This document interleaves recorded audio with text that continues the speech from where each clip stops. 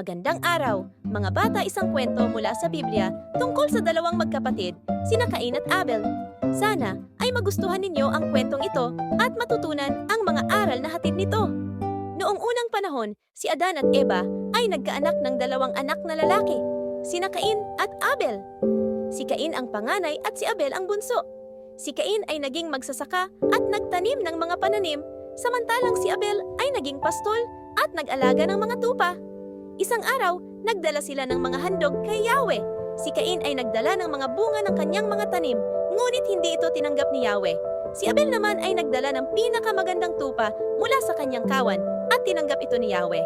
Nang makita ni Cain na tinanggap ang handog ni Abel at hindi ang kanya, siya ay nagalit at nalungkot. Naisip ni Cain, bakit hindi tinanggap ang aking handog? Bakit si Abel pa? Puno siya ng galit at inggit sa kanyang kapatid. Sinabi ni Yahweh kay Cain, bakit ka nagagalit? Kung gagawin mo ang tama, tatanggapin ko ang iyong handog. Ngunit kung hindi, ang kasalanan ay naghihintay na pumasok sa iyong puso. Kaya't mag-ingat ka. Pero hindi nakinig si Cain. Isang araw, tinawag niya si Abel at isinama sa parang. Doon, pinatay ni Cain si Abel. Nang bumalik si Cain, tinanong siya ni Yahweh, nasaan ang iyong kapatid?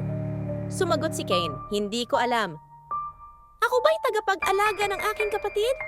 Ngunit sinabi ni Yahweh, ang dugo ng iyong kapatid ay sumisigaw mula sa lupa. Dahil dito, ikaw ay isinumpa. Hindi na muling magbubunga ng mabuti ang iyong lupa at ikaw ay magiging palaboy-laboy sa buong mundo.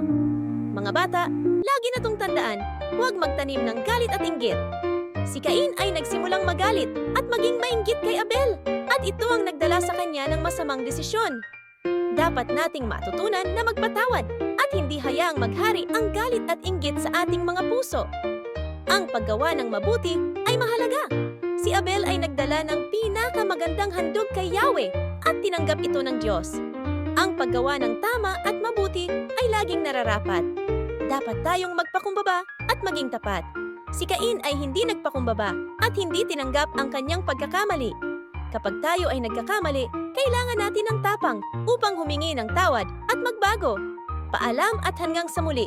Huwag kalimutan na maging mabuti at magpakumbaba sa lahat ng oras.